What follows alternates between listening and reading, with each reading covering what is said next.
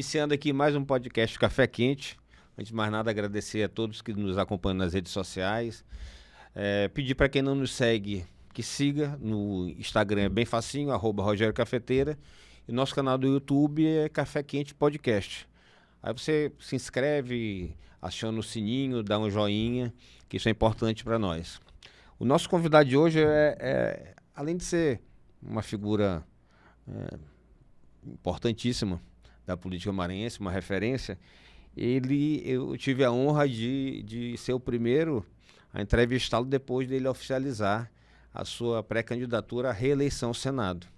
Ele tem uma vasta trajetória na política, foi deputado federal, é senador da República, foi candidato a governador, mas milita na política há muito tempo, desde muito jovem. E aí ele vai contar também essa história pra gente, desde o comecinho. Meu amigo Everton, um grande prazer te receber aqui e muito obrigado pela deferência de dar essa primeira entrevista após do lançamento da sua pré-candidatura à reeleição. Eu que agradeço o convite e começar logo aqui te cumprimentando, Rogério. Você, não só com seu podcast, mas também com a sua trajetória, todos aqui da política maranhense sabem, conhecem a sua coerência, a forma como você sempre tratou, tanto na vida pública, como você sempre tratou o dia a dia como pessoa, e isso é muito importante porque o que faz as pessoas não são os cargos, e sim as suas posturas e o seu dia a dia. Então você sempre será o deputado Rogério, o líder Rogério e aqui o formador de opinião, porque afinal de contas o podcast é isso, né? É o momento mais à vontade para você, junto com o seu convidado, discutir, esmiuçar os pontos de vistas e também temas da atualidade. E nada melhor do que o nome, né? Quente, né? Então, um café quentinho para a gente conversar no momento quente que a gente está vivendo, nacional e também estadual. Momento quente. Tem muita coisa que eu quero te perguntar. Eu sei que tu tem compromisso depois, mas... Vamos lá. Primeiro, para a gente começar, eu queria contar um pouquinho da tua trajetória, porque eu sei que tu milita desde a época de faculdade, e eu queria para tu contar como foi essa trajetória até chegar ao Senado, que eu sei que não é fácil. É nada. Rogério, e é bom de vez em quando, pelo menos de 10 em 10 anos, estar lembrando, ou de 8 em 8, para a nova geração, ou os seguidores ou eleitores e a sociedade como um todo está sempre sabendo o que o seu representante ou o que ele pensa e também de onde ele vem e para onde ele quer ir. Eu costumo dizer que eu não gosto e não utilizo nenhum tipo de pauta sentimentalista de coitadinho para querer ser reconhecido ou para querer estar em qualquer tipo de posição na política maranhense ou nacional.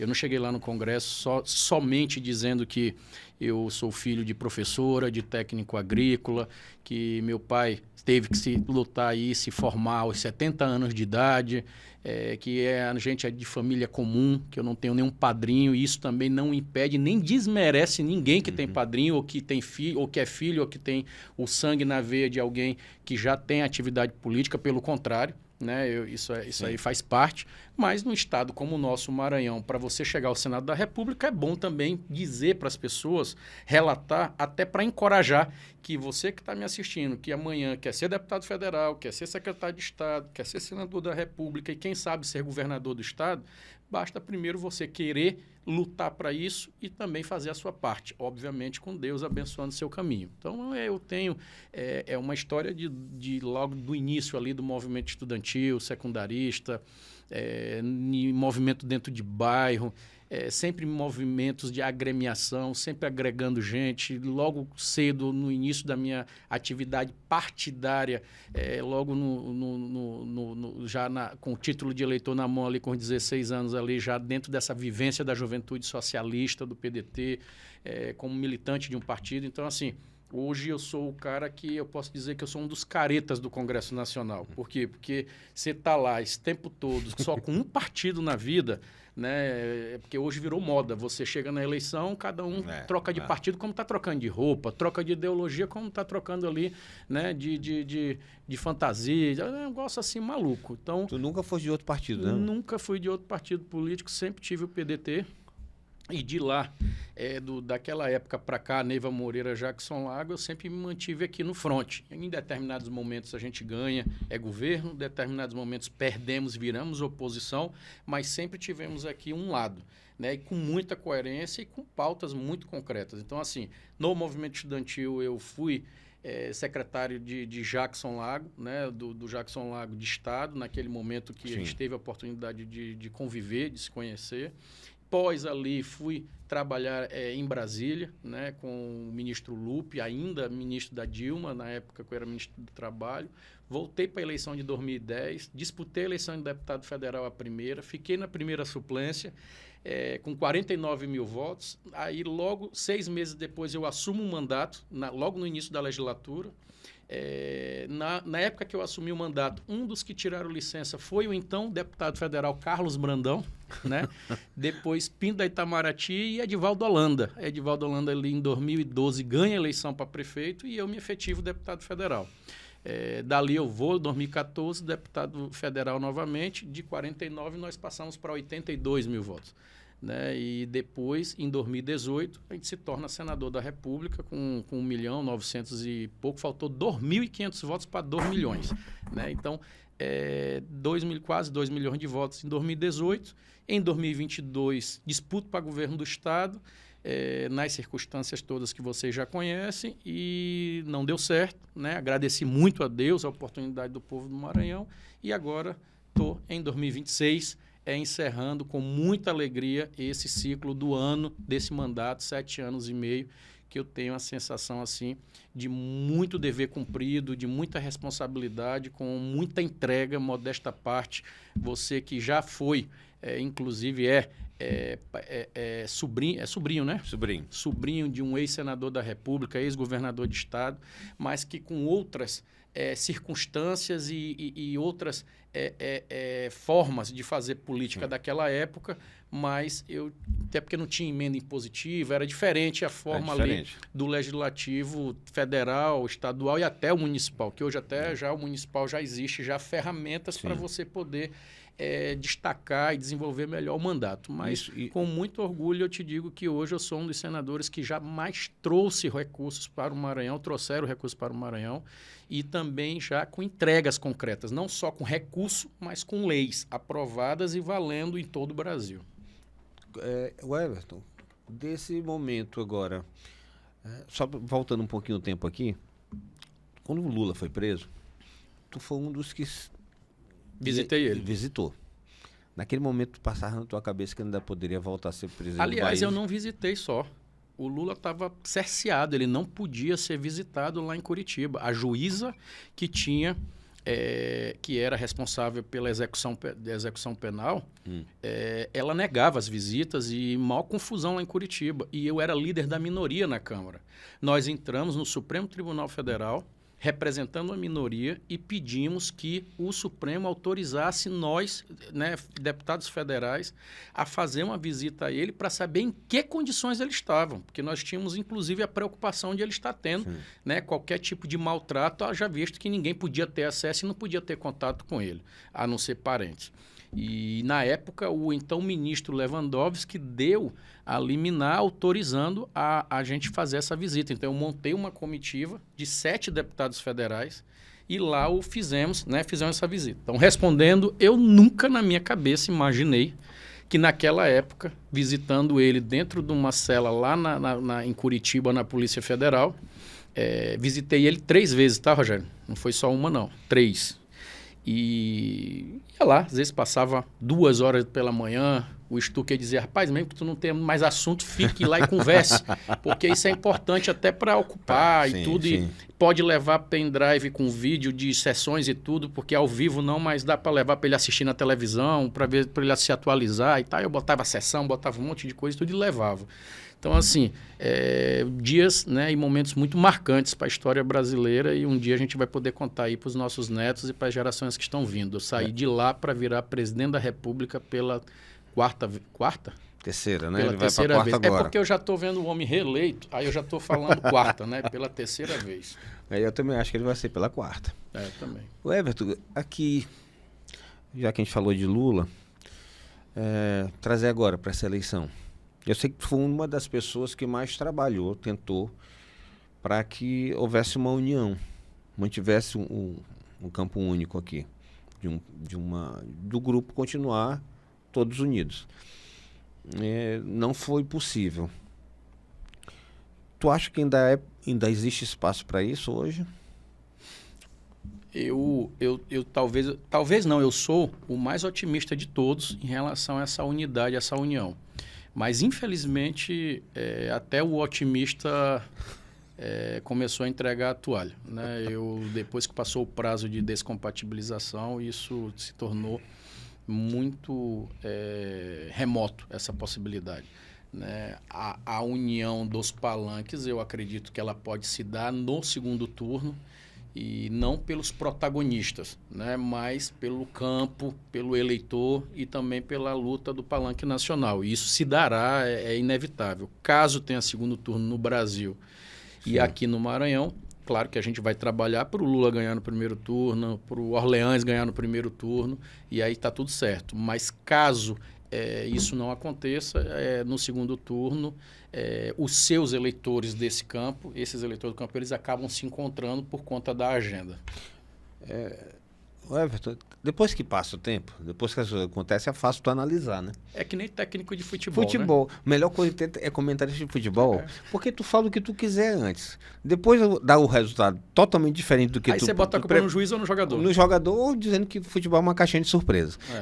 É verdade, é verdade. Mas, voltando para 2022, tu te arrepende da tua tomada de posição? Vou te dizer por quê.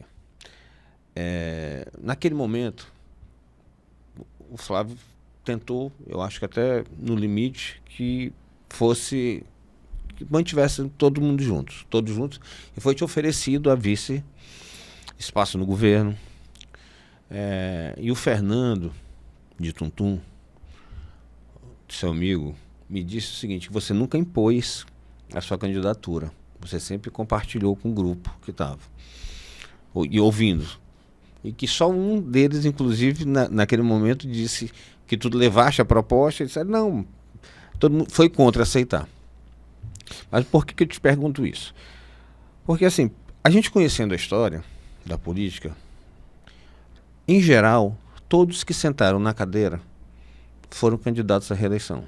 A gente podia lembrar aqui de Zé Reinaldo, que era vice de Rosiana, o João Abreu já em campanha, pré-campanha, era o candidato da Rosiana, ele sentou lá e disse, não, a vez é minha, né? Eu tenho direito à reeleição. E foi candidato.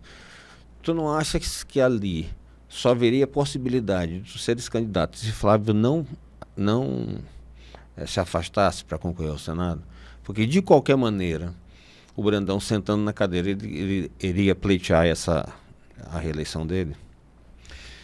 Eu aprendi lá em Brasília uma frase simples que ela, quando dita, as pessoas compreendem que se ela for exercitada, a vida fica mais fácil. Conversa franca, amizade longa. Se essa conversa tivesse acontecido no momento correto da pré-campanha, nunca tinha acontecido isso. Jamais eu acredito que o Edivaldo, o Simplício, o Everton e outros, vamos chamar, dissidentes da base governista se colocariam a rodar o Maranhão e tentar se viabilizar por uma eleição majoritária. Não porque não podem ou porque não tinham capacidade, mas por questão de seguir uma liderança. Você está num cargo como governo do Estado, governador de Estado, você exerce uma liderança ou impõe essa liderança. E ela muitas das vezes, boa, né? Ou não.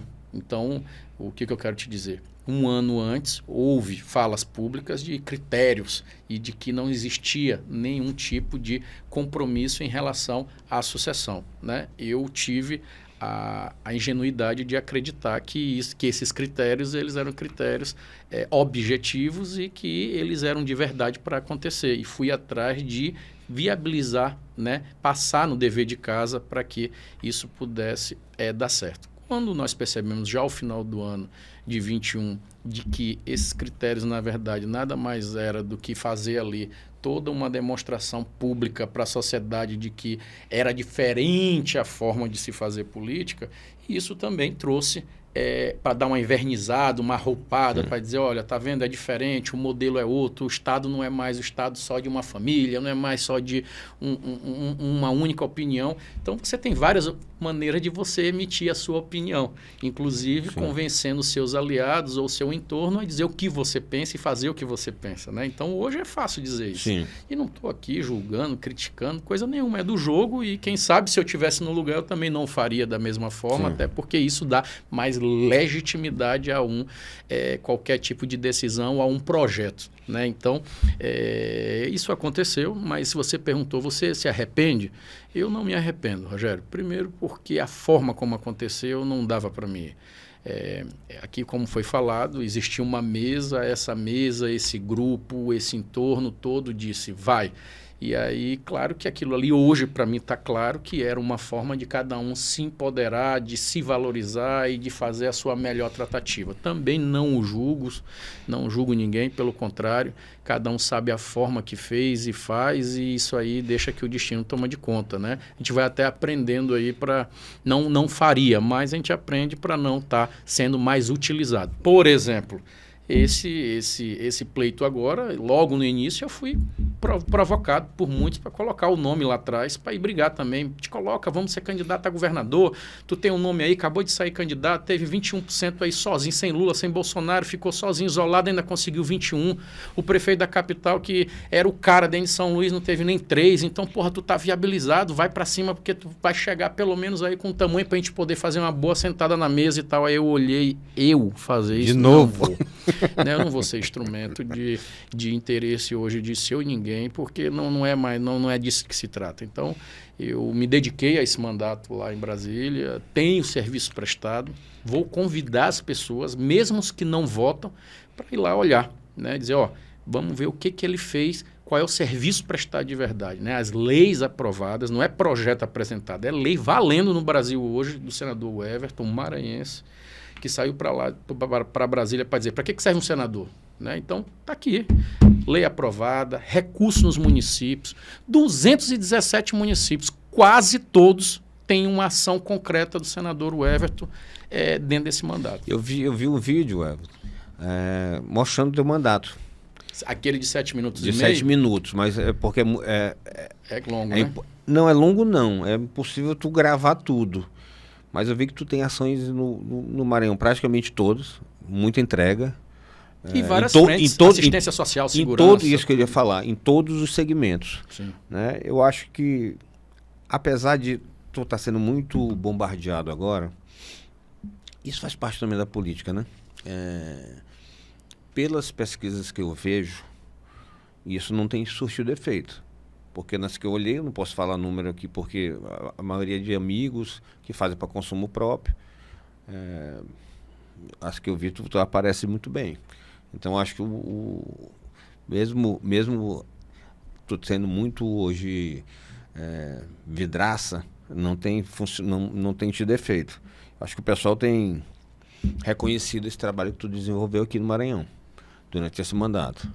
Rogério, tu lembra quando a Dilma era presidente, que ela falou da história de um referendo que ela queria fazer com mais 5, 6 perguntas no final, depois da votação, que tinha acho que era 5 votações naquela época que ia ter, 2 senadores, deputado estadual, federal, tudo, e aí ela ainda queria fazer outras perguntas, tipo do voto impresso e várias outras coisas que ela queria também aproveitar para fazer esse referendo. Sim. Aí eu estava numa roda, num restaurante muito conhecido de Brasília, o Piantella. Lá era classe política, frequentava, a cafeteira foi muito lá.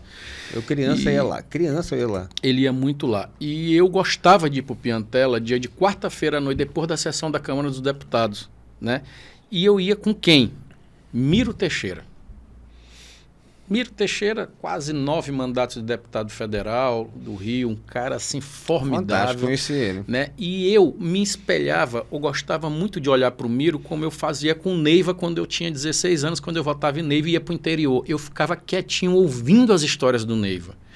Por quê? Porque é muito bom. Quem está me ouvindo, que tem a condição de estar com alguém experiente na vida, seu pai, seu avô, ou uma referência sua, pare e ouça as histórias deles, porque Isso não tem livro, não tem YouTube, não tem Netflix, é da vida real. Então você tem sempre alguma coisa. E na vida você tem 2 tipos de seres humanos. O que aprende com seus próprios erros e o que aprende com o erro dos outros. Eu prefiro aprender com o erro dos outros. Então a gente tenta evitar alguns erros se os mais experientes já te falam que por ali é um caminho equivocado. E eu, o mais novo daquela roda, tive a audácia de criticar a Dilma naquela hora ali, e eu, da base dela, dizendo, pá, presidente dessa vez ficou doido. Que história é essa de fazer referendo para ter lá 8, 10 perguntas numa urna? O eleitor não vai saber responder isso. Eu já preocupado com o eleitor, né? O índice naquela época ainda muito maior de analfabetos, no Maranhão, no Brasil, enfim. E a gente sempre brigando para diminuir, hoje já diminuiu muito, a gente está falando aí de 14 anos atrás, eu acho 12, sei lá. E aí o Miro olha para mim, ele me dá uma invertida.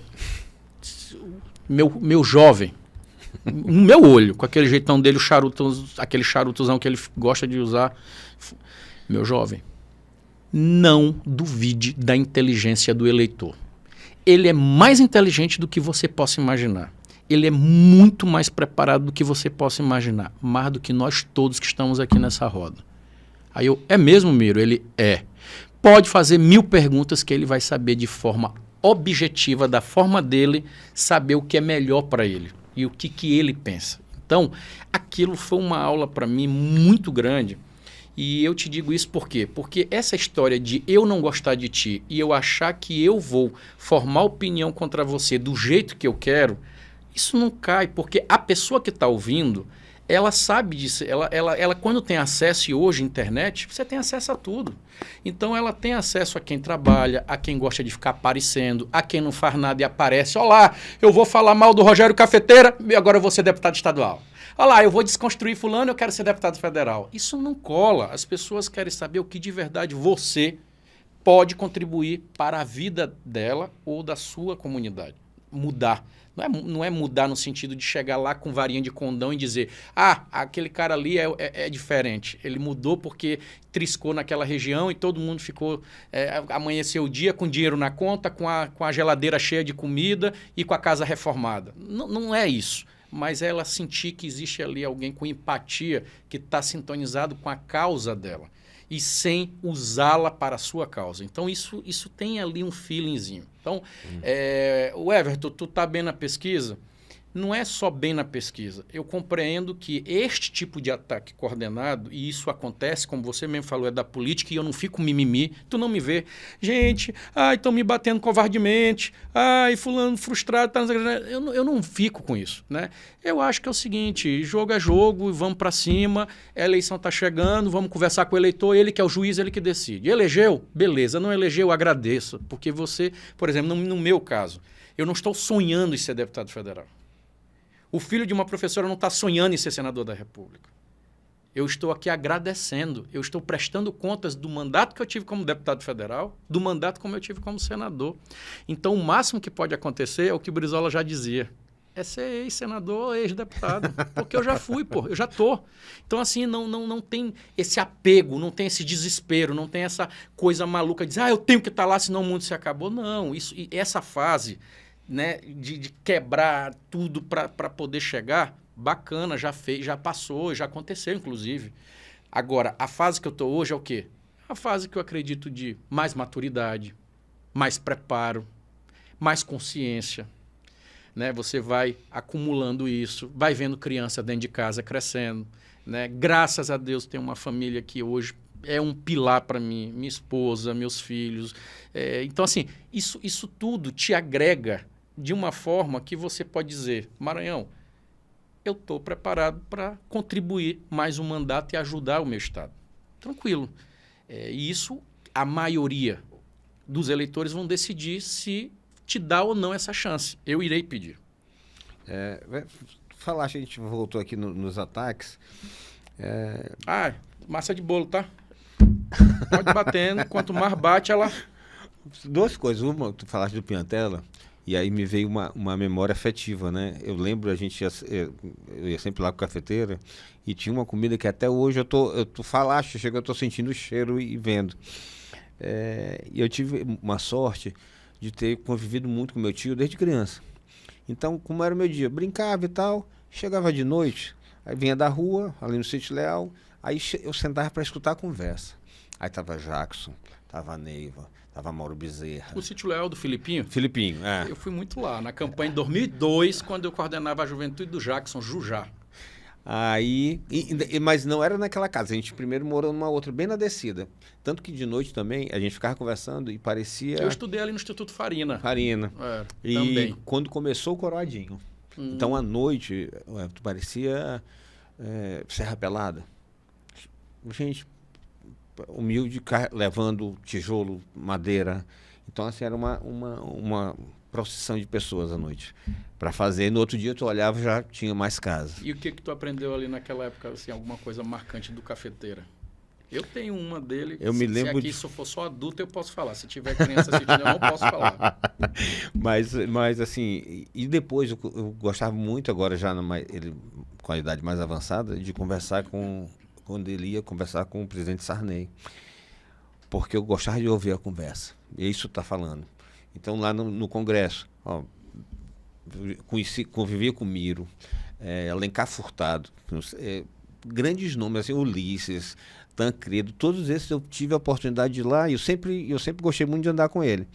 Eu até como ele era assim, era meu ídolo, então eu pequeno, eu queria um blazer, então eu ia para passar férias, eu ia de blazer, igual dele, e ele me deu uma pasta, né?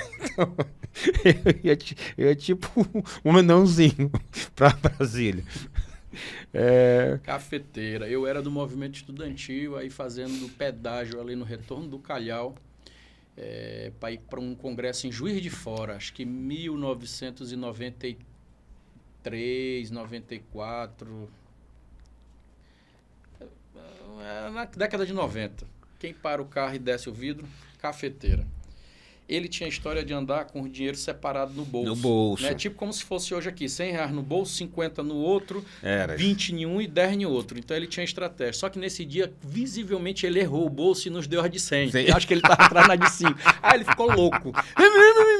Aí já era, a gente pegou, obrigado, governador, e tudo, e fomos embora. E tudo. Mas o Cafeteira, ele tinha a história de um bolso também, ele tinha tipo Castelo, dois, mais fundo. Eu acho que era o ateliê deles, o alfaiate deles, eles mandavam fazer um bolso mais fundo. Aí na hora que pedia alguma coisa, ele botava a mão dizendo, olha, eu não tenho nada, meu filho. O dinheiro tava lá embaixo, perto do joelho. Eu, rapaz, como é que pode, né? Tu sabe onde aconteceu isso?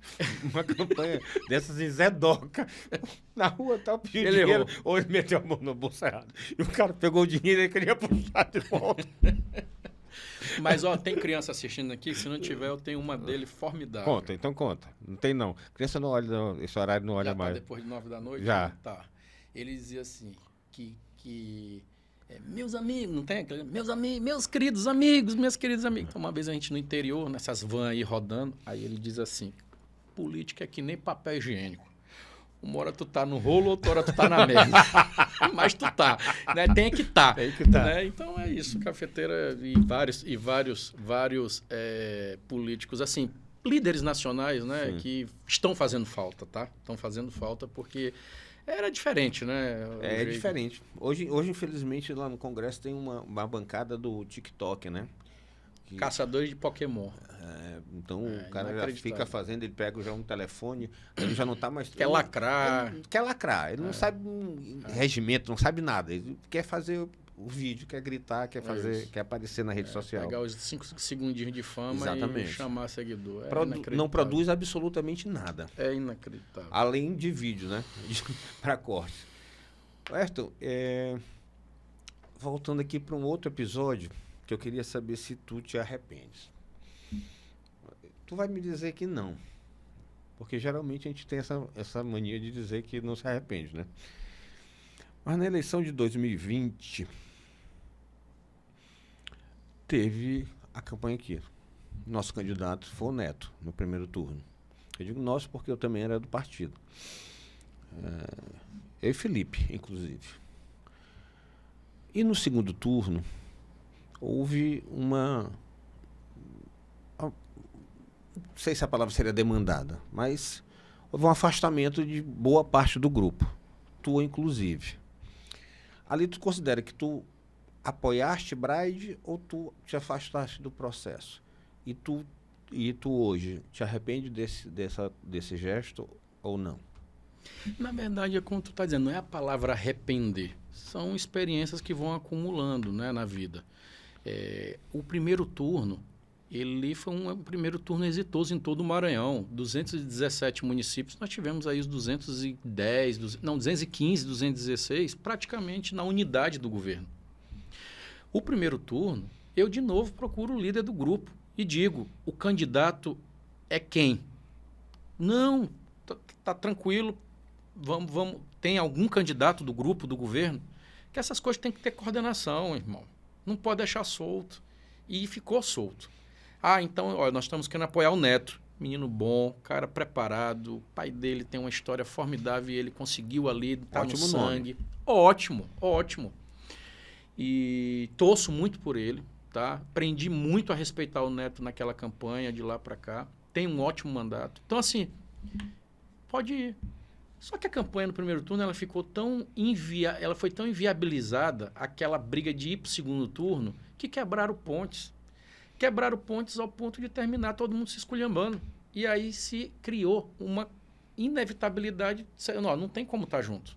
Então, não é que arrependa ou não. Não tinha condição de estar, né? Política, moral, nem nada. Porque não tinha. Quebraram todas as condições. Eu estou dizendo quebraram os grupos que estavam disputando naquele momento. Então, infelizmente, aconteceu. Foi um erro grave, porque dali já surgiu, já encorajou as brigas de 22, daí já não arrumou mais, e aí depois veio, daí para frente a gente não precisa mais contar que aí é ladeira abaixo. Porque depois acho que de 20 acabou refletindo em 22, aquele episódio. Obviamente, né? Com certeza. Porque o Neto me falou, já esteve aqui, e me falou que existia um compromisso do governador Flávio Dino de apoiar um candidato do partido. E naquele momento ele disse, olha, tinha esse compromisso. Ele disse que não era o nome dele, era um candidato do Democratas. E que aí, na época, ele foi te procurar. E convenceu e conseguiu te convencer a apoiá-lo. E aí o resto da história a gente sabe. De discussão em palácio. Várias coisas que o Neto também me disse que depois disso se arrependeu. Às vezes, eu me arrependo de muitas coisas. Porque meu temperamento, às vezes, é um pouco explosivo. Eu já estou melhor agora, estou medicado, mas... Ele disse? Não, eu que estou dizendo que Neto disse que se arrepende de uma reunião que teve no Palácio. Que não deveria ter feito aquilo. Poderia ter feito ele só, mas tinham outras pessoas. Eu digo, rapaz, eu não posso falar nada porque minha essência... Agora eu já estou melhor, né? Estou medicado, mas infelizmente eu sou meio reativo, né? Algumas questões. Mas era saber se tu te arrependia ou não.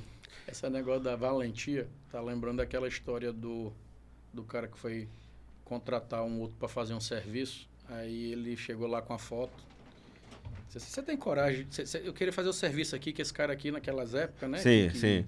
Nordeste tinha muita pistolagem, tinha tudo. Esse aqui é o cara que eu faço serviço. Ele, aquele fulano ali tem. Aí tinha um senhorzinho lá, ele olhou, ele, tá bom, meu filho, é tanto. Aí voltou, aí o cara que contratou voltou para perguntar para ele, vem cá, o senhor tem coragem mesmo? Meu filho, coragem eu não tenho não, mas costume, né? Então ali naquela época ali, você imagina, né? Todo mundo muito mais jovem. Sim. Você tá falando de 6 anos atrás, quantos anos o Neto tinha? Então acaba que você até... depois você vai compreendendo até a questão de liturgia, né? A gente estava falando ali num local, num ambiente, com um chefe do poder. Então, você vai compreendendo que na vida ela não é mais só coragem, né? Você tem que saber o que fazer na hora certa, né? Então, ou eu estou muito nessa fase, sabe? Eu escolho as minhas brigas. Eu não estou discutindo mais. Ninguém discute se eu tenho coragem ou não de tomar uma atitude. Esquece, né? Hoje já passou essa fase. Mas a gente escolhe para não estar sendo mais usado. Tu guarda muita mágoa de 2022? De quem estava junto contigo e te abandonou no meio do processo? Quase todos eu já estou como é que chama? Já refez Já refizemos os caminhos, já as pazes, já não está mais naquela brincadeira de tô com mal e tal, não sei o que, já não corta mais, então já está mais tranquilo. E Otelino? E outros, não, Otelino eu tive a oportunidade depois daquela eleição, já tivemos umas 2 vezes juntos, assim, né, não tenho zero, me dou muito bem com a senadora Ana Paula, compreendo as suas posições e respeito, tá? Então, assim, não tem esse negócio de mágoa não é muito comigo, esse negócio de, não, eu sou magoado, mimimi, chateado, não tem nada a ver. E faz mal pra gente. Faz mal. Faz mal pra gente isso. Rogério, quando eu estou em São Luís ou lá em Brasília, quando eu tenho oportunidade, eu sempre eu levo as crianças para o colégio. E não tem coisa melhor de manhã cedo tu levar teus filhos para o colégio e fazer a oração do dia, da semana. Ver eles fazendo isso, agradecendo a Deus. Rapaz, sinceramente, a vida ela é tão curta e você vai compreendendo isso, principalmente quando você começa a perceber, né, pessoas do seu entorno, infelizmente, morrendo. Às vezes o cara está bem aqui. Outro dia eu estava lá em Vitorino Freire, num evento, entregando asfalto na zona rural com fogoió. Aí eu vou-me embora, estou lá em Brasília, passa 2 semanas quando eu penso que não, o fogoió estava dentro de uma igreja, depois do discurso, sentou, infartou e morreu. Eu estava com Erlane dizendo, estou indo lá no Fares Miguel em Dom Pedro, que ele está fazendo um encontro lá para nós na semana que vem. Aí liga no outro dia, no mesmo dia, olha, mataram.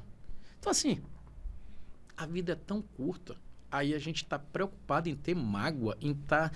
isso adoece. Hoje, se você vivendo com qualidade de vida, bem, tranquilo, está todo mundo aí, ou infarto ou câncer, que está uma loucura. Né? A Organização Mundial da Saúde está dizendo que vai morrer, a partir de 2030, mais gente de câncer do que com doença cardíaca. Falar nisso, é uma das áreas que tu trouxeste bastante benefício para cá, né? Sim. Aldenora Belo, aqui em São Luís. O Aldenora Belo de Pinheiro. O daqui de São Luís primeiro.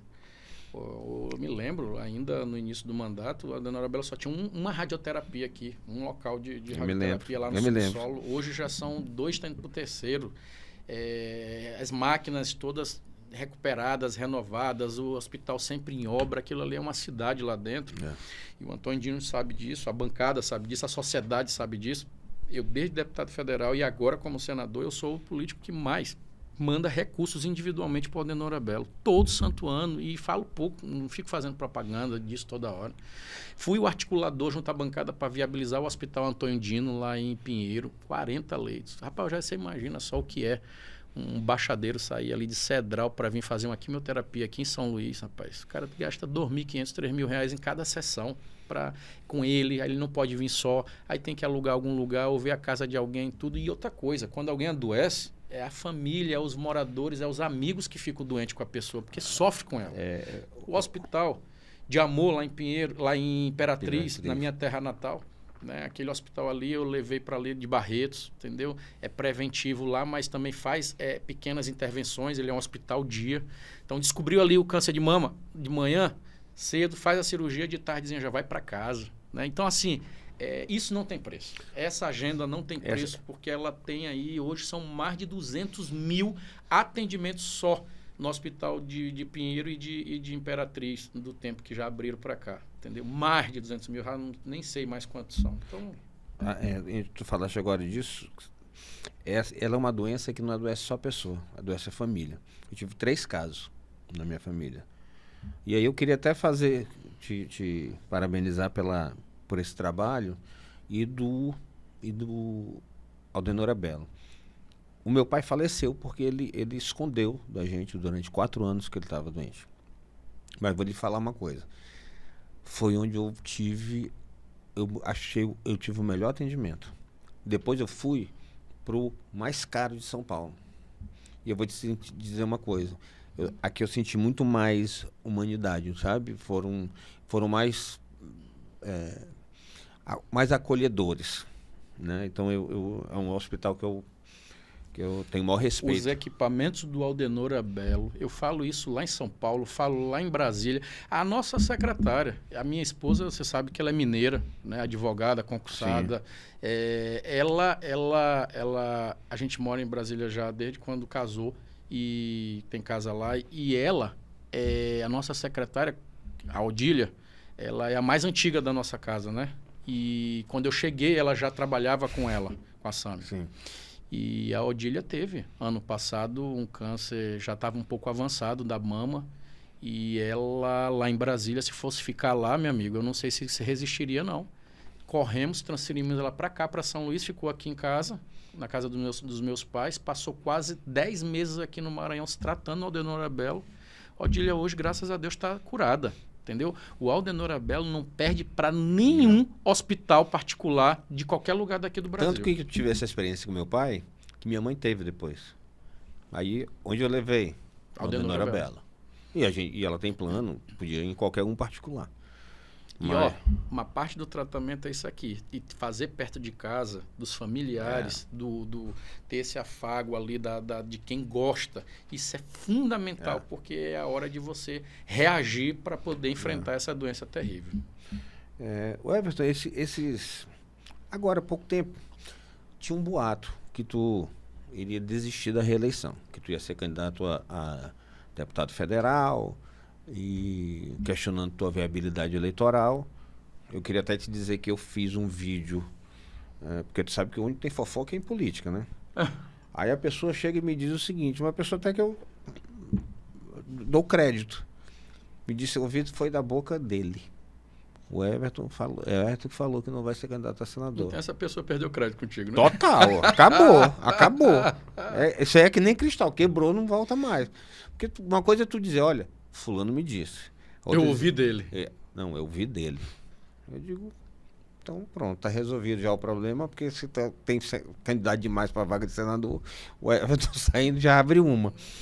Aí eu queria te perguntar como é que foi isso, se passou isso na tua cabeça, se isso antecipou esse teu movimento agora de lançamento de pré-candidatura. Não. É bem simples. O que eu disse lá atrás? E o bom de você falar sempre o que você pensa, porque aí você não precisa ficar remendando e nem sendo pego na mentira lá na frente, né? Então, coerência é sempre bom você ter com você mesmo. Eu sempre disse lá atrás que projeto majoritário ele não é um projeto individual, você não trata como projeto pessoal. Se eu quiser tratar como projeto pessoal, por exemplo, Brasília, eu preciso ir para um projeto proporcional. Por quê? Porque aí é mais fácil de eu viabilizar ele. Então, eu quero ser deputado federal, é mais fácil eu fazer uma eleição de deputado federal, porque eu não fico dependendo de conjunturas nacional, estadual, bibibi, bababá, de várias outras coisas. Então, o que eu disse a determinados aliados, chamando um a um? Como é que está lá na tua região? Caso eu saia para senador de novo, posso contar de novo contigo? Posso isso? Como é que está assim? Eu ganho em tal cidade, ganho em outra? Fazendo mapa. Sim. Você não tem mais idade para ficar dando murro em ponta de faca. Sim. Então, eu fui entendendo como estava a situação. Primeiro, já temos um agravante aqui no Maranhão, que o palanque está dividido do presidente Lula. Né? Aqui, o PT aqui com o Camarão está para um lado, o Orleans ficou aqui no nosso, aqui com o governo. Então, já saiu dividido. Isso já foi ruim, tanto que encorajou o outro candidato a sair da prefeitura para vir. Fica todo mundo junto, unido, ali falando uma linguagem só. Não tinha disputa. Duvido se saía, não é... Porque é assim que funciona. Agora, com a divisão... Agiu certo, está jogando parado, né? E achando tudo muito bom. É a tempestade perfeita para quem está tentando se viabilizar, né? Então, tudo certo. Então, num projeto desse, você fica também à mercê ou vulnerável por conta dessa divisão. Vamos combinar. Então, eu tive que fazer conta. E a outra coisa, lá em cima. Você, como é que vai ser candidato a senador sem um presidente? O PDT não tem candidato a presidente da República. Eu precisava ter a confirmação do presidente Lula de que eu seria seu candidato e sou seu candidato. Por quê? Porque não dá para mim ser candidato de mim mesmo, né? Então, depois que eu conversei com ele, peguei na mão, ele reafirmou e disse, vai-te embora que eu preciso de você eu preciso de você senador da República para me ajudar, continuar me ajudando aqui em Brasília. Peguei na mão, o governador Brandão disse, vai-te embora que eu preciso que você ajude o Maranhão e continue ajudando o Estado, e tem sido muito correto comigo. Orleans disse, vamos embora porque você vai ser um grande senador ao lado do meu lado como governador.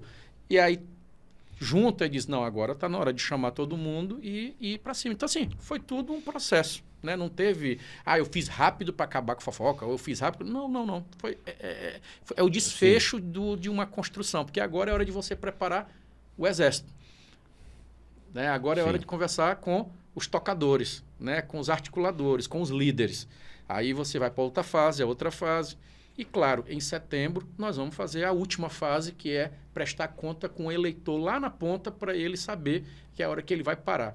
Isso aqui, tudo que a gente está conversando, é só a gente aqui, é a bolha nossa, Sim. é a política, é quem está interessado, quem é do meio, formador de opinião e tal, é os articuladores e tal. O eleitor lá da ponta, uma hora dessa, tá chegando cansado, parceiro, do trabalho, tá puto. Sabe o que hoje ele tá? Hoje ele não tá cansado, hoje ele tá feliz, porque votou lá na Câmara dos Deputados, já tá chegando no Senado e eu vou brigar para aprovar o fim da escala 6x1. Porque aí a escala 5x2 já vai dar mais um dia de qualidade de vida, mais um dia para você, trabalhador, CLT, para você poder cuidar melhor da sua família, da sua saúde, ter mais qualidade de vida. Em 1988, na Constituição, na Constituinte, seu tio, vários participaram, naquela época a escala era 48 horas. Baixou para 44. Todo mundo dizia, o Brasil vai quebrar, o empresário não aguenta, é uma loucura, isso... De lá para cá, olha a evolução que nós tivemos tecnológica. Olha o que você consegue produzir hoje, principalmente com acesso à internet, a máquinas, a tudo. E aí você não vai evoluir também na questão do tempo, da sua qualidade de produtividade? Te lembra quando votaram os direitos trabalhistas para a doméstica? Ah, que até o Bolsonaro votou contra. Era um absurdo. Ah, não podia, não, ia acabar. Que história é essa e tal? Aí hoje está aí. Aliás, falar em direito trabalhista, hoje o trabalhador CLT ele tem acesso ao seguro-desemprego com 12 meses. Era 18 na reforma trabalhista. E hoje é 12 graças à emenda do senador Everton nesse projeto, tá? Na reforma trabalhista. Então, eu fui lá, o cara que viabilizou essa emenda e passou a de 12 meses. Então, isso deu também mais segurança e mais garantia para esse trabalhador. Porque quando ele é demitido, ele não pode ser jogado na lata do lixo. Esse homem tem casa, tem família, tem filho. Tem coisa mais digna de um trabalhador chegar em casa com a carteira de trabalho dele assinada, rapaz. Tendo o dinheirozinho dele no final do mês ali, podendo pagar ali a despesa de casa e botar comida dentro de casa e cuidar da sua família. Quando ele é demitido, já tem a pressão psicológica. Esse cara já pensa o que ele vai fazer no próximo mês com as contas dele. E aí você não dá o direito mínimo para ele de ter o seguro dele de desemprego, para ele poder correr para trás, arrumar outro emprego e voltar ao mundo do trabalho. Além de ele desaquecer a economia, acaba com aquela família. Então, o seguro-desemprego ele não é uma esmola e não é um favor. Ele é uma estratégia, inclusive da economia, para você manter ele ativo no mercado. Ele não pode desistir. Senão ele deixa de recolher imposto, ele deixa de recolher previdência, e aí essa corda quebra lá na frente. Everton, como é que foi a tua reaproximação com o Brandão? Porque 22 tu não aceitaste dividir o palanque, né? Tu seguiu o teu projeto. E como é que foi essa reaproximação? Porque eu vi, não lembro agora quem, mas alguém criticando porque depois da eleição tu teria ligado para o Brandão e dito... parabenizado e dito que... Essa eu vi. Foi o meu amigo Rodrigo Lago, que disse que não vota mais em mim porque eu não fui eleito para ficar com o Brandão. Primeiro, eu vi aqui a fala dele. Mas assim, tranquilo, respeito, inclusive. Mesmo não votando, mas continuo respeitando. Vou continuar chamando de amigo, porque política passa, viu, Rodrigo? Não deixe de besteira, que ano que vem, quando passar tudo isso, a gente vai tomar uma cerveja e vamos dizer, mesmo tu não ter votado em mim, mas a gente tem aí boas histórias e é um cara quadro bom da política maranhense, e não é porque a gente não está junto agora que deixou de prestar. Isso. Para com isso. O cara é bom mesmo e eu gosto dele. Sim. Mas assim, só para compreender, eu quando fui eleito senador, em 2018, quando saiu o resultado, o Lobão, pai, me liga e diz, é dever do gladiado ligar para o gladiador. Te cumprimento, você acaba de ser eleito senador do Maranhão e eu fui derrotado, então eu quero te cumprimentar e me colocar à sua disposição. Rogério, que aula de democracia, rapaz. Isso não fez ele pequeno em nada, fez ele gigante. Até hoje eu falo muito com o Edinho, que é meu amigo. Nossa. E meu eleitor também. Né? Ele que agora desminta, porque ele me disse que vota em mim. São duas, então ele pode dizer para outra aí também. Mas eu me lembrei muito disso e não me fez pequeno, não me fez menor, me fez me sentir bem. Sim. Quando saiu o resultado ali, não deu, eu liguei para ele. Governador, no mesmo dia, parabéns, lhe cumprimento pela sua eleição. O senhor foi eleito pela maioria democrática do Estado e me resta o papel de eu exercer o meu mandato de senador da República lá em Brasília. Conte comigo para o que você precisar para ajudar o Estado do Maranhão. Rogério, Eu tive a oportunidade de ser candidato a governador, Rogério, de onde eu vim, o filho da professora, de um técnico, o cara que veio do movimento estudantil, sem padrinho político. Esse não tem padrinho político mesmo, porque ali, na hora que eu fui para a guerra, não tinha governo de Estado, o doutor Jacques tinha morrido ali, estava eu ali com a bandeira do partido e com a militância do PDT na rua, rapaz. Tudo isso que a gente viveu, chegar agora e eu dizer, eu não ganhei, ficar revoltado e esculhambar e boicotar governo. Eu não estava boicotando o governo do Brandão se eu fizesse isso. Eu estava boicotando o povo do Maranhão. Porque a eleição, quando passa, quem tem que ter a atenção direta é o cidadão. Porque ele tem que ser respeitado.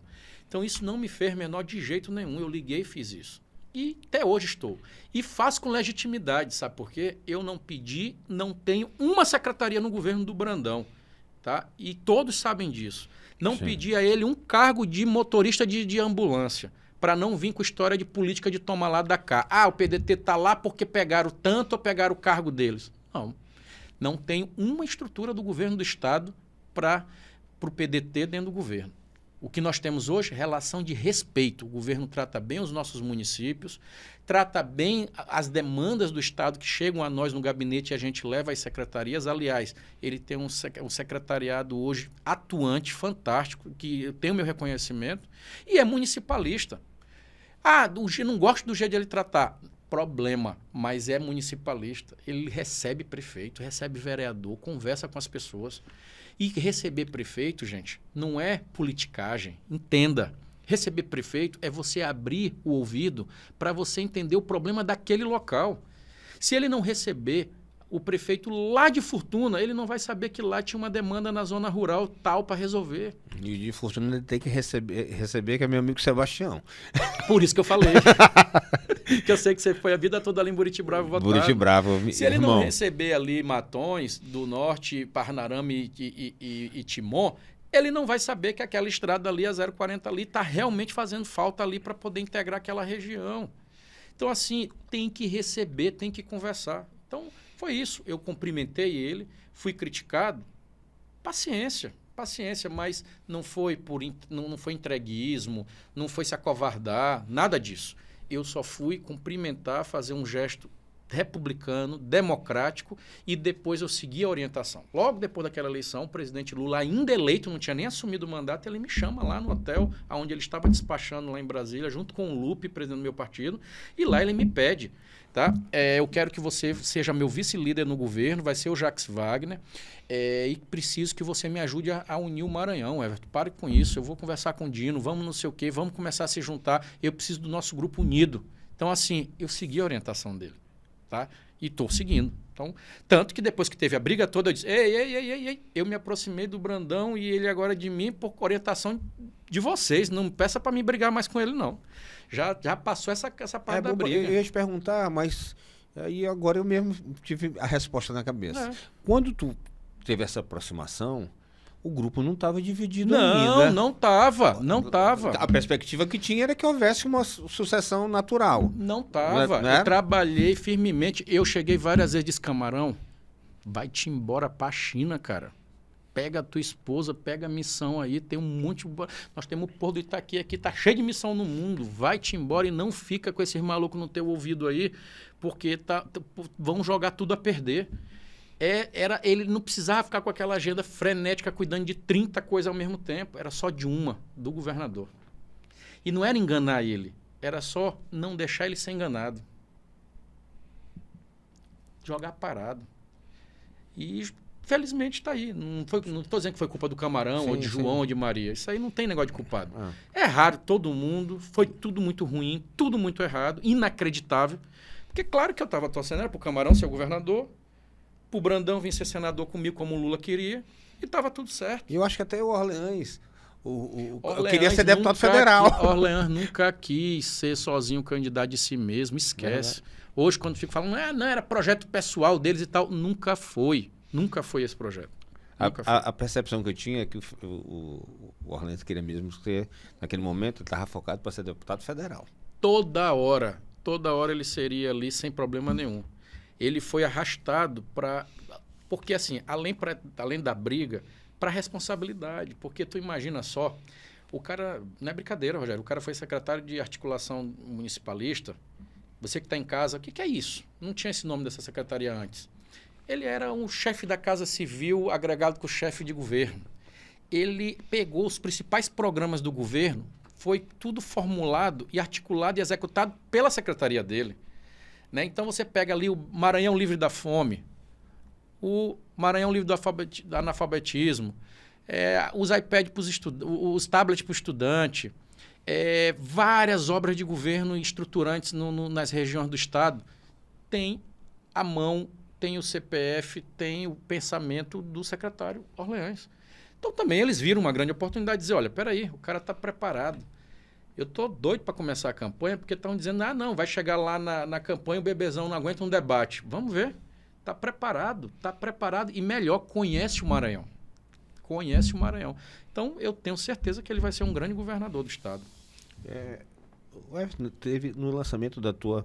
Se bem assim, depois eu quero te perguntar se tu acha que existe uma orquestração, se é fogo amigo ou não, ou qual motivação tem. Algumas pessoas da imprensa... Tomara que ainda tenha café, é isso. E esse aqui é bom, viu? Tem te atacado bastante. Inclusive houve não quero citar nomes, mas fez uma matéria até eu achei agressiva, e acho que tu tá certo de não responder, logo depois do teu lançamento. Mas queria saber se tu acha que tem orquestração contra ti. Acho que a gente falou, mas assim, qual é o teu sentimento? Não, tem, óbvio que tem. Claro que tem. Mas você vai juntando, né? Você vai juntando. Por exemplo, essa história da CPI, que teve em Brasília, que foi um erro grande do governo ter perdido ali a condução. Né? Na hora que deixa a oposição eleger o seu senador, óbvio que ele ia partir para cima do governo, assim como vice-versa.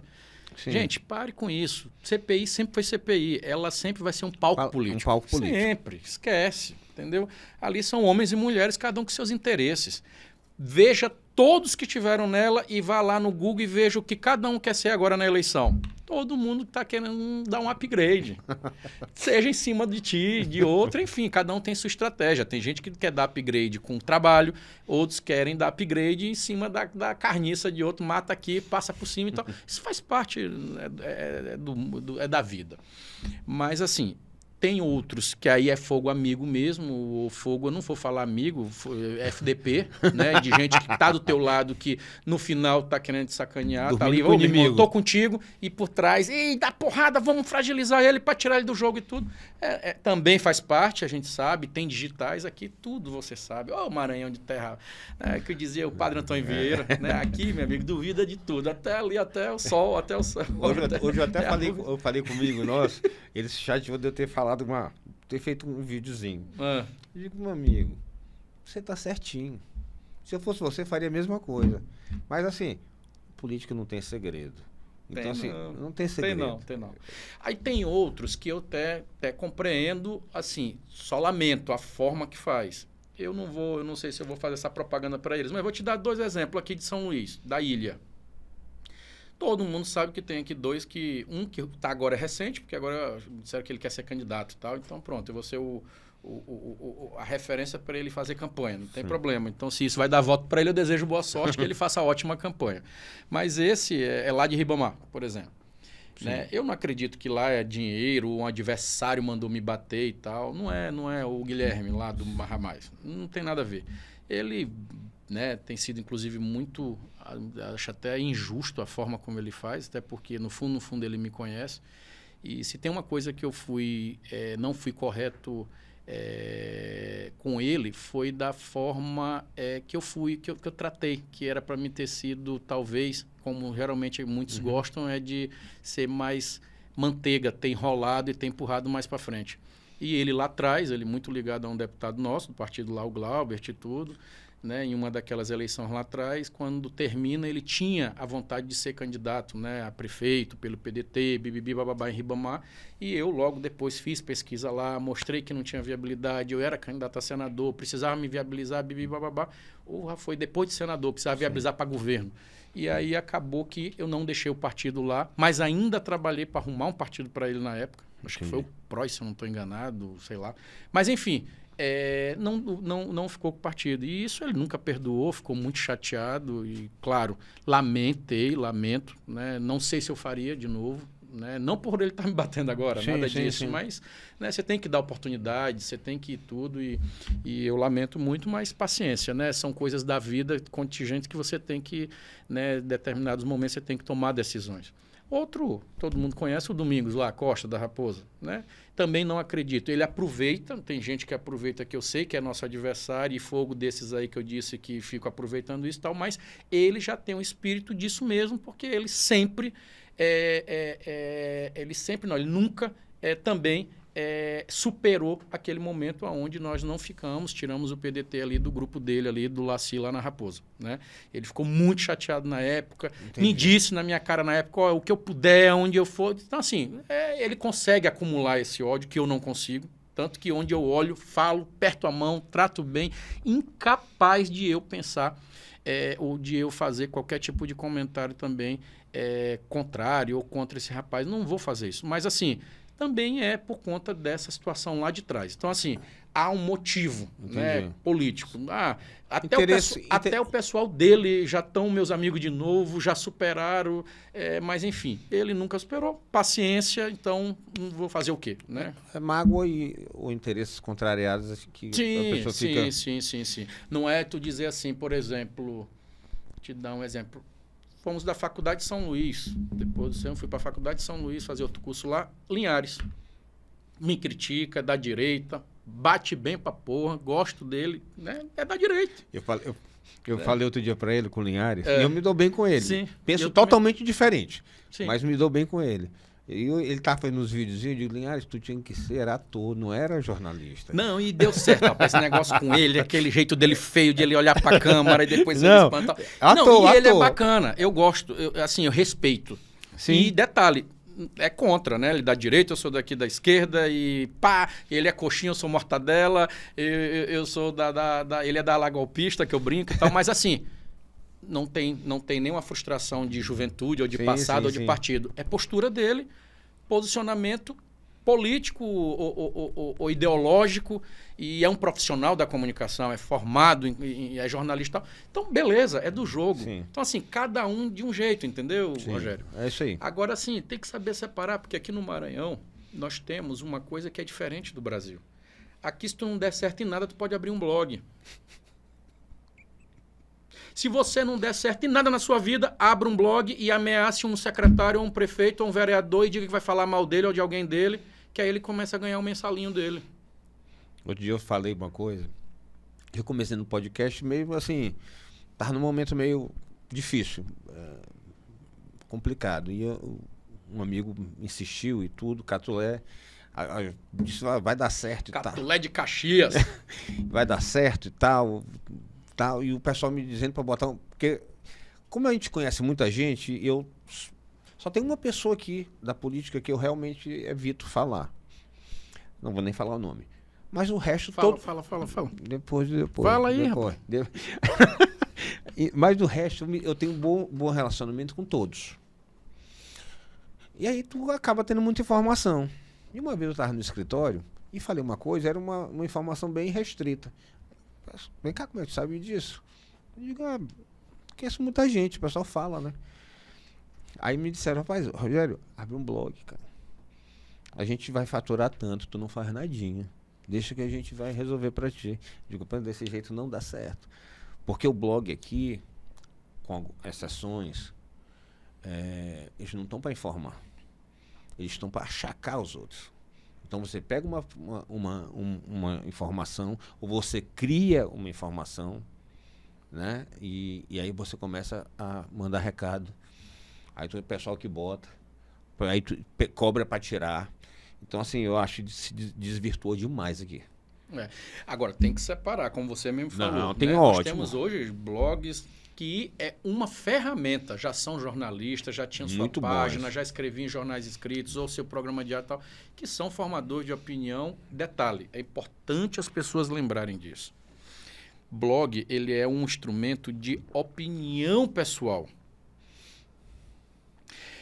O Everton, é verdade esse assunto aqui que saiu no blog e tal? Meu irmão, a verdade é de quem botou. Não pode ser o que está lá, é um blog. Então, assim, com todo respeito àquele blog, vamos ver ali a credibilidade e baseado em que ele está dizendo, que ali é uma opinião. Eu tenho todo o direito de abrir bem que agora, em 10 minutos, eu abro uma página de um blog para mim e vou dar a minha opinião. Né? Se você vai acreditar ou não, é outra história. Tá? Então, mas aqui é uma confusão. O Maranhão, ele está diferente nisso e precisa realmente ser depurado aí. No futuro isso tem que acontecer, porque está demais. Porque acaba atrapalhando os bons. Sim, com porque certeza. De repente tu começa a nivelar todo mundo por baixo. Não, teve um cara no interior, esse sim eu não posso dizer o nome, até porque não é conhecido. Senador, vamos fazer uma parceria. Parceria? Bora. Não, porque não sei o que, eu estou na região tal, não, bora. Né? Aí eu disse, não, mas aí na região eu já sou parceiro, eu tenho feito isso. Não, comigo. Ó, se tu for ver, eu tenho mais seguidor, eu sou mais lido que o Marco Dessa. Aí eu disse, meu Deus do céu. É um exemplo, né? Sim. Ou ele podia ter falado do John Coutrin, podia ter falado do Gilberto Leda, do Jorge Aragão. Falou de 4 bons. Pois é, podia ter falado do Leandro Miranda. Diego Emi. Do Diego Emi, que fala de mim. Esse aí é outro que me bate direto, mas tranquilo. Quê? Não, mas é o jeito dele ali. Já lá de trás também não sei. Esse eu não sei. Mas é desde a época da UMES e tal. Sempre foi lá, aqui, mas tudo certo. Também faz parte. Mas esse cara lá, querer se comparar com um jornalista como esses que eu estou falando, falamos aqui, né, que tem referência... A gente sabe que fizeram ali, já foram do escrito, já foi Então, assim, eles utilizam as ferramentas de comunicação. Né? Eles não fizeram uma comunicação para fazer como ferramenta de captação, de achar que tal. Então, tem diferença. Você tem que saber né, o que é alho e bugalho. Enfim. Everton, tu tá firme, tua posição é clara. Primeiro eu queria que tu falasse. Minha pergunta, tu tá falando que é firme, então eu vou te fazer uma pergunta. Com a folha de serviço vamos lá, você olhou já esse vídeo lá, mas tem muito mais coisa, tá? Mas com tudo isso que tu fizeste no Maranhão, se fosse você, fizeste no Maranhão, com esses quase 140, 150 prefeitos que você tem, com o apoio do governo e com o apoio do Lula, e além sempre com todas as porradas, com a menor rejeição, uma das menores rejeições na pesquisa, tu era candidato? Era. Mas eu ia perguntar, é firme na posição de chapa. Do Orleans? Sim. Meu amigo, já pegamos a mão aqui, ó, levantamos. E aqui não aparta de verdade não, tá? Aqui não aparta não, aqui a gente vai embora. E eu vou te dizer por quê que eu tô te perguntando isso. Historicamente no Maranhão... Eita, tá cheio de gente torcendo pra me queimar minha língua, hein? Pra dizer, apartei. Não, historicamente... Ei, não é contigo não, Atelino, eu tô falando com ele. Besteira, bobagem. Historicamente, no Maranhão, nunca um senador se elegeu na chapa onde o governador não venceu o primeiro turno. Em duas vezes, o senador ganhou e o candidato ao governo perdeu, mas perdeu no segundo turno. As 2 vezes foi cafeteira. 90 e 2006, com Castelo e com Roseana. Com Roseana, verdade. Isso não... Tu não teme essa questão? São números que você precisa levar em consideração. Então, sendo assim, nós vamos ganhar a eleição, porque no primeiro turno o Orleans vem na frente e vai ser governador do estado. Então, a gente tem chance real de se eleger. Então, tá tranquilo. Everton, e sobre essa questão de ter mais de 2 candidatos? Tu acredita que isso realmente vai se consolidar? Não prospera. O próprio governador e o presidente também disse, eu não tenho, aqui em cada estado tem 2 vagas, como é que eu vou pedir para 3? Conta para padeiro, né? Não é padeiro normal ali, conversa de bêbado em delegacia. Tu já viu o bêbado dando depoimento do delegado? Ave Maria, no final dá problema.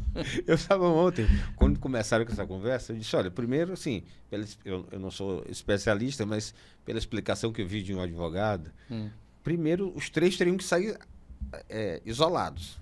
Já não teria possibilidade seguinte, 2 estão na chapa, fechado, e 1 isolado. Sim. Não pode, tinha que sair todos isolados. Como é que tu vai pedir voto? Só tem 2 vagas, como é que tu vai pedir 3 votos? Não, isso não existe.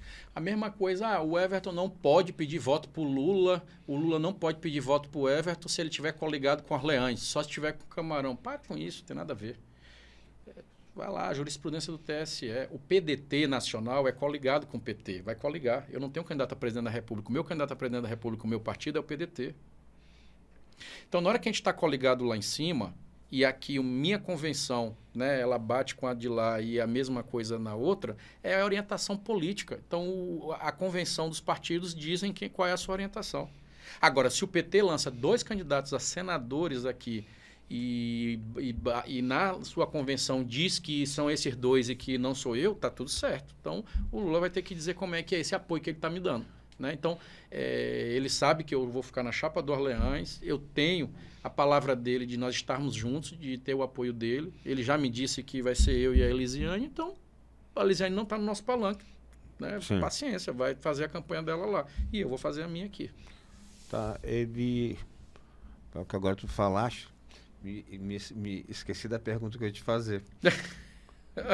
Mas peraí que eu vou lembrar. Tu já tem candidato dos 2 senadores, Rogério? Eu acho que eu vou votar em ti. Ô, rapaz, então é isso. Enquanto você vai lembrando da pergunta, eu quero aproveitar para te pedir teu apoio. Eu não, mas de verdade não. Ainda não fechou, ainda né? não. Então, mas como são porque duas... só tem tu mesmo de candidato. Oficializado, só tem tu. Pois, como tem 2, um já eu peço aqui para você, tá? O apoio. Não posso pedir voto, que ainda não eu tá no briguei período. com o Roberto Rocha no Twitter por tua causa. A gente fazendo churrasco. Ah, pai, é verdade. Roberto. Ó, Roberto, tu bate pouco, viu? Eu te ajudei na eleição passada. Tu era meu senador na minha chapa, tu presta atenção. Ah, pronto, eu me lembrei. Chamei Roberto tudo. Com tua experiência, né? De novo, voltando a... Em 22, quem tinha a liga? Quem tinha a referência de Lula aqui? Era tu. A identidade com Lula. Tu não acha que ali foi erro grosseiro. Um erro grosseiro. Tu dizia o seguinte... Vamos fazer o VAR. Ei, segura aqui. Não, eu sei, ele não está aqui por circunstância da política e tal, mas é meu candidato. Ora, se eu fui visto ele na prisão, como é que ele não é meu candidato? Tu acha que ali foi uma falha? Erro grave. Jogaram certo, eu errei e tudo certo. Ali era... De novo, fez o VAR, qual era o jogo ali? Era eu não lançar candidato a senador, tá?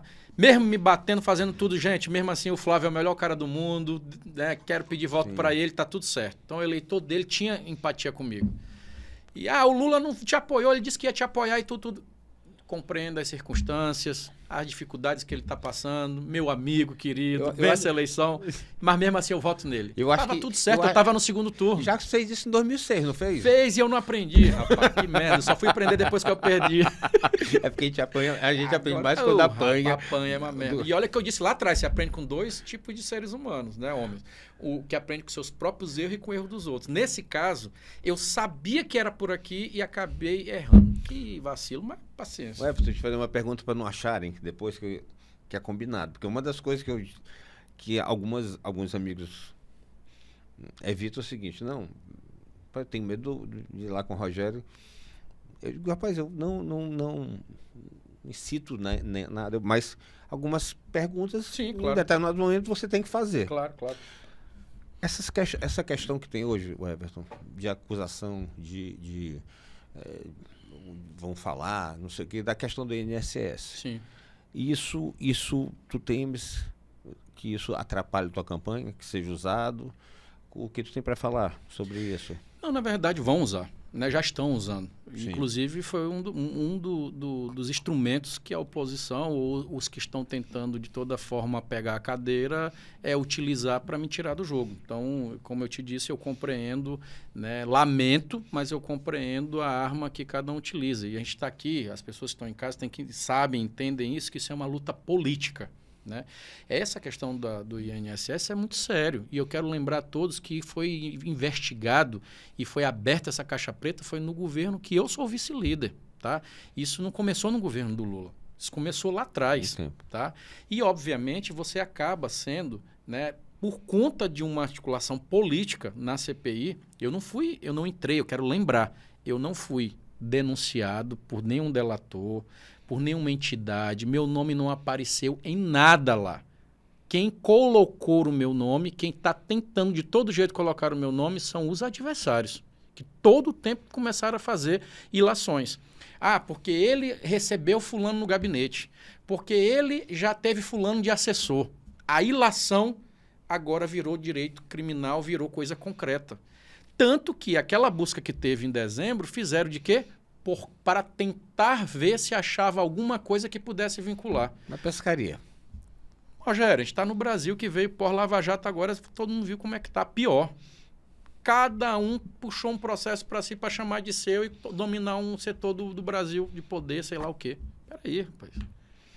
Dessa busca para cá, com a CPI, com quebra de sigilo, com tudo. Qual foi a vez que chegaram e disseram, tá aqui, ó, uma entidade dessa pagou R$1 em minha conta. Se tivesse, eu não estava já morto em praça pública, rapaz.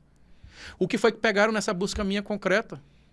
Qualquer outra busca que acontece na casa de fulano, é não sei quantos mil, é carro de luxo, é não sei o quê, é não sei o quê. O que teve? Então, assim, vai ter narrativa? Vai. E a gente vai enfrentar. Aliás, a minha vida foi enfrentar política, enfrentar cretinos e enfrentar gente que não vale nada, mas é desses que a gente tem que sobreviver para poder se ocupar espaço de forma decente. O mal, ele só prevalece quando as pessoas do bem desistem. Tu acha mesmo que um cara que não tem agenda no Maranhão ou que não tem trabalho, que não tem nada, ele vai ter que ser o cara para mim dizer o que eu vou fazer aqui ou deixar de fazer? Tá de brincadeira. Estou muito tranquilo, respeito demais a justiça, estou aberto a ela. Lembre-se que, inclusive, nessa busca que teve em dezembro, o Ministério Público Federal foi contra a tudo. Disse, não tem sentido. Está lá na decisão. Por que fazer terceiros? Você não imputa crime de terceiros a você. Ah, o ex-motorista do Rogério, outro dia agora, um assessor que trabalhou há 1 ano atrás, que eu não vejo o cara, de Brasília, passou pelo meu gabinete, mas já trabalhou em vários outros. O cara foi pego lá em Brasília com dinheiro. Lá vai o mesmo repórter, que já fala bem de um candidato aqui no Maranhão, lá do Metrópolis, com a carinha bonita, o mesmo ex-assessor do senador Wellington é pego com dinheiro, pá. Eu, meu Deus do céu, aí é loucura. Então, assim, vai ter, essa campanha vai ser mesmo nível hard, né? Baixíssimo. E a gente vai ter que estar desenhando. Mas vamos enfrentar. Temos uma militância aguerrida, temos pessoas coerentes, conscientes. Né? Aproveito aqui para convocá-las, para convidá-las a participar, porque esse é um momento muito importante de divisor de águas, né? E tirar, separar aí o joio do trigo, e a gente, com a verdade, vamos enfrentar todas essas dificuldades. Everton, tu é reconhecidamente, eu acho que o político mais bem articulado da nossa bancada, em todos os segmentos de Brasília. E, em geral, quando tu assume uma tarefa, é difícil ela dar errado. O que aconteceu na votação do ministro Messias? Jorge Messias. Ali foi o seguinte, tu já viu aquela história do caminhão carregado de pólvora com um doido em cima fumando? E na curva ele cai? Meu amigo, ali passou por cima, explodiu mesmo, e foi uma derrota que até agora, obviamente, eu senti todo o sentido da base do governo, porque a gente não esperava. Rogério, não esperava. Deixa eu te perguntar. Não, zero chance. Eu, até a abertura ali, eu dizia, no pior dos cenários aqui, nós temos 43 votos. Depois você vai entendendo, obviamente, ali teve voto do governo contra. Ali teve articulação, né? Ali teve interesses que foram, né, convergindo por conta do calendário eleitoral. Perfeito. E aí uma forma errada, eu acho, que fizeram para dar o recado ao presidente, Lula. Tá? E, obviamente, o Lula não é de recado. Quem conhece o Lula é mais fácil conversar com ele e conversar com ele. Um homem como o Lula, 80 anos, 3 vezes presidente da República, com a história que ele tem, o Lula não vai se trocar e não vai se curvar com um recado. Eu tive com ele naquela missão da China no passado, Rogério, lá na Rússia. Ainda naquela guerra, que ainda está em guerra lá, a Rússia com a Ucrânia. E, no jantar, tu sabe que vou cometer uma confidência aqui, tu sabe que é o Lula triscar no Putin e dizer assim, ô Putin, para com essa guerra, vamos cuidar de política, rapaz. O mundo está precisando de ti para fazer política. Acaba com essa guerra. Só fala isso quem tem tamanho. Vai eu falar uma besteira pro Putin. Fala lá, vai, tu que é corajoso. Eu vou te falar uma coisa. Então, assim... Eu acho que a forma como ele tratou o Trump, o Trump criou respeito por ele. O Lula... E respeito pelo nosso país. Claro, é claro. O Lula, ele é o exemplo do que eu estou falando sobre cargos. Quem faz o tamanho do líder não é o cargo, é a pessoa, é a sua história, é o seu acúmulo, é a sua formação. tá? Eu não sou hoje o articulador em Brasília porque eu sou senador da República. É o contrário, tá? Eu me tornei um articulador, construímos muitos caminhos, ajudamos muito o Maranhão e, consequentemente, estou ocupando uma função de senador da República. Então, isso difere, né? Eu não me prendo no cargo para ser útil e para ajudar, né? Ele pode me fazer mais forte, com mais condições de ajudar. Então, isso, quando você compreende isso, você vai, né, compreendendo de outras formas o que acontece. O Dória, quando veio aqui em Barreirinhas, na nossa embaixada, porque lá eu recebo da direita, da esquerda, de todo mundo. O Everton conversa com a turma da direita, o Everton não sei o quê. Não, isso é democracia. E ninguém vai me deixar ninguém vai ficar me patrulhando para dizer quem eu recebo na minha casa, porque ideologicamente não comunga comigo. Que história é essa? Isso é bobagem. E o Dória disse uma coisa que é verdade. Ele, olha, isso é tipo jardim. Quando você monta um jardim bonito na sua casa, as borboletas, os pássaros, todos vêm. Você não precisa fazer um gaiolão e prender eles lá. Não, eles têm que se sentir bem. Então, quando você tem um ambiente bom, né, flore, vai dando tudo certo. Então, o que eu tenho feito é isso. Até, desculpa o termo, até cagada que vem de lá para cá, pega aquilo e vira esterco, planta para ver se nasce uma coisa boa. Então, você vai tentando aproveitar, né, até o que tem de ruim das pessoas, não para internalizar, mas tentar fazer com que aquilo se torne alguma coisa boa. Então, eu tenho tido assim muito foco justamente nisso, lembrando de tudo que eu vivi na minha vida e que agora eu estou querendo sempre retribuir de alguma forma. E eu te digo, tenho muito serviço prestado no Maranhão.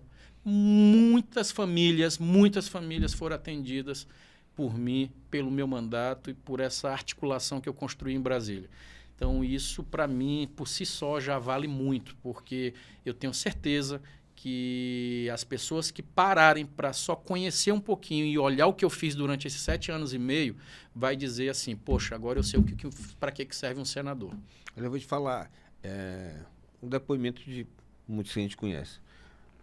Eu creio que nenhum dos prefeitos que te apoiou deixou de te apoiar agora. Não, zero.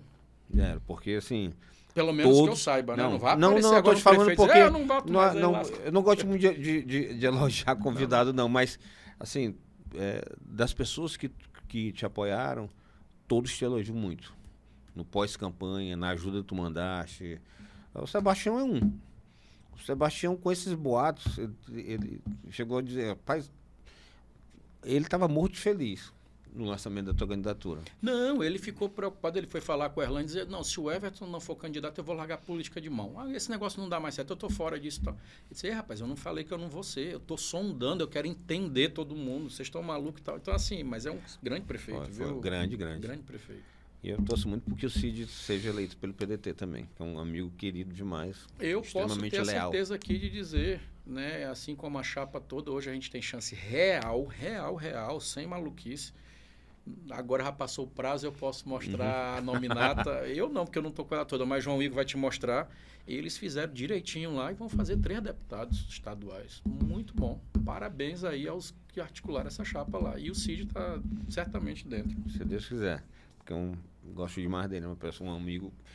Não é tão fácil fazer amizade em política, mas o Cid foi um grande amigo. Aliás, os sobreviventes, que eu chamo eles de sobreviventes do PDT, né, depois de tudo que se passou, deram aula nessa eleição agora, não foram atrás de quantidade. Se você pegar a nominata da estadual, pode olhar lá, nós vamos fazer 3 no mínimo, tá? E federal, Erlânio, junto com todos, fizeram uma chapa ali muito bem feita, muito bem feita. Então, assim, hoje eles já sonham pegar a sobra da segunda, porque pode ter outros partidos que não consigam fazer nem o mínimo. E aí, com isso, aumenta a rodada de sobra. Eu acho que tem... Pelo menos um aí eu não creio que faça. Então, assim, parabéns eles aí que fizeram aí uma boa mexida. Everton, eu sei que você tem compromisso. Queria te agradecer muito o teu tempo, tu ter concedido essa conversa, na entrevista, essa conversa. E a primeira depois que tu oficializou tua pré-candidatura. É verdade, mas eu fiz questão primeiro em respeito à nossa trajetória política. Você já tinha convidado outras vezes, não deu certo a agenda, mas eu tenho acompanhado lá de Brasília. E você, Rogério, a política está... O mandato, você é da política, você pensa, sabe, formula, sabe o que está falando. Então, assim, tem o nosso respeito. E não desista de disputar o mandato, tá? Se vai ser nessa eleição, se vai ser na outra, mas se organize, porque a boa política, ela precisa sempre de pessoas que estão aí prontos para contribuir e tenham como contribuir.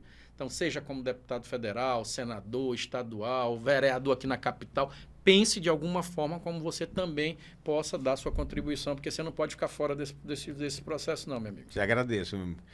E te desejo aqui boa sorte na sua caminhada, sucesso.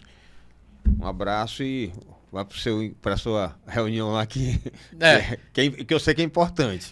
O evento que nós vamos participar agora, porque já vai entrar no ar aqui o café quente aqui do Rogério, está faltando 40 minutos, mas eu estou indo agora para a Assembleia Legislativa, é um ato pró-Lula, tá? É um palanque suprapartidário e vai reunir todos os campos, né? Que corretamente vão fazer aí essa luta a favor do Lula aqui no Maranhão. Sim. E é um erro alguém querer puxar só para si, porque o Lula precisa de todos. O palanque do Lula precisa de todo mundo, inclusive quem não vota em mim tem que estar ajudando e pedindo voto para ele, porque isso ajuda a gente a ampliar a diferença e consolidar aí a eleição dele agora em outubro.